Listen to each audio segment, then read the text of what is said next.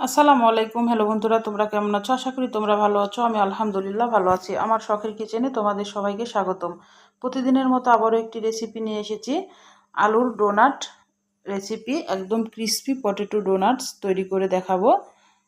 এতটাই সহজ, মানে খুব সহজ করে দেখানোর চেষ্টা করব। তোমরা প্রথম থেকে শেষ পর্যন্ত দেখবা এই ডোনাটটা কিভাবে আমি তৈরি করছি।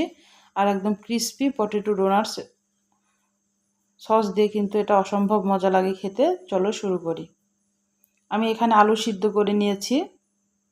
আমি কিছু আলু নিয়ে নিয়েছি। এবার আলুটা আমি ম্যাশ করে নিব। এটা হাত দিয়ে করে নিচ্ছি আমি। তোমরা ম্যাশার দিয়েও এটা করতে পারো, বা কোনো গ্লাসের দিয়েও করতে পারো। গ্লাস দিয়েও কিন্তু এটা করা যায়। যে কোনো তলানি দিয়ে কিন্তু ম্যাশ করা যায় আলুটা। আমি হাত দিয়ে একদম সুন্দর করে এটা চটকিয়ে ভর্তার মতো করে তৈরি করে নিচ্ছি। এখানে লাল মরিচের গুঁড়া দিয়ে দিলাম, হলুদ গুঁড়া দিয়ে দিলাম, এটা পরিমাণ মতো দিচ্ছি, অল্প অল্প অল্প করে লবণ দিয়ে দিলাম। আর এখানে ধনিয়া আর জিরার গুঁড়া আছে। আর এই যে কর্নফ্লাওয়ার দিয়ে দিব। কর্নফ্লাওয়ারটা অবশ্যই লাগবে, কর্নফ্লাওয়ার ছাড়া কিন্তু এই ডোনাট তৈরি করা যাবে না।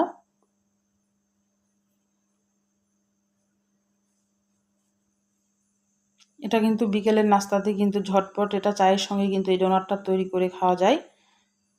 আর সসের সঙ্গে তো একদম জমে যায়।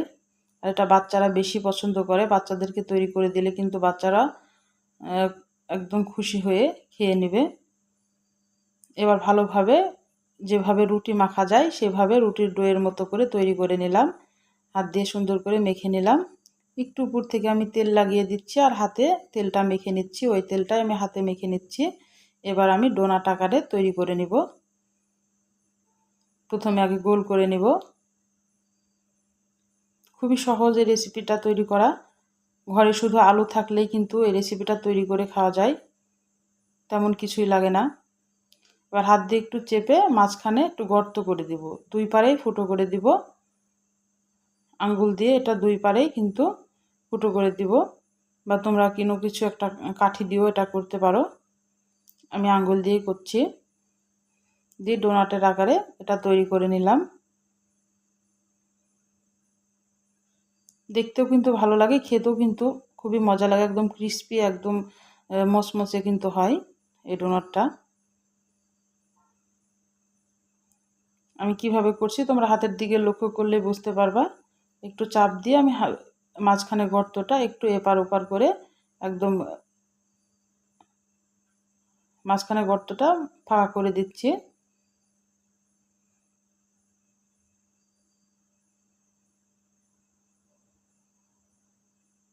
আমি এইভাবে সবগুলা তৈরি করে নিয়ে আসছি।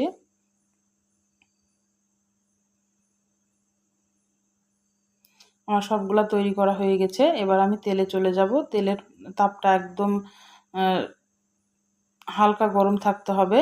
বুদবুদ উঠা দেখে বুঝতে পারছো, একদম হালকা গরম। খুব যদি বেশি গরম হয়ে যেত তাহলে কিন্তু বুদবুদটা আরও বেশি উঠতো। আমি সবগুলো একে একে দিয়ে দিলাম। দিয়ে এবার মিডিয়াম আঁচে কিন্তু এই ডোনাটগুলো ভেজে নিতে হবে, পটেটো ডোনাটস।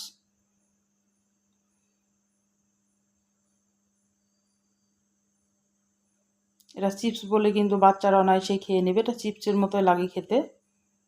আলুর চিপস যেভাবে আমরা তৈরি করি এটা কিন্তু চিপসের মতোই লাগে।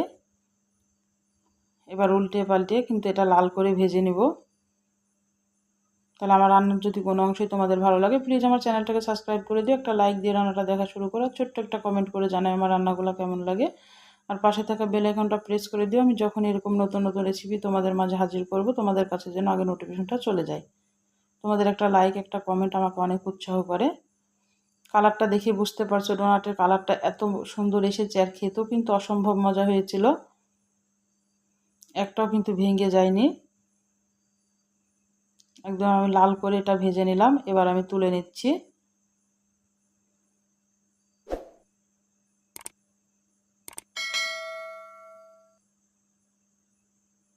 তেল ঝারিয়ে এবার আমি টিস্যু পেপারে পুরে তুলে নিব।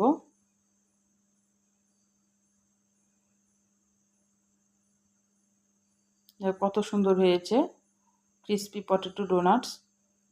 আমি একটু সসের সঙ্গে পরিবেশন করে দিচ্ছি।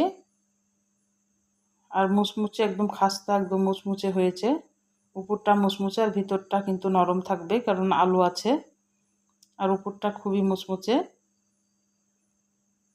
আমি তোমাদের একটা ভেঙে দেখাচ্ছি, ভাঙাটা দেখেই বুঝতে পারছো উপরটা কতটা মুচমুচে হয়েছে। আমি একটু সস দিয়ে তোমাদের খেয়েও দেখাচ্ছি।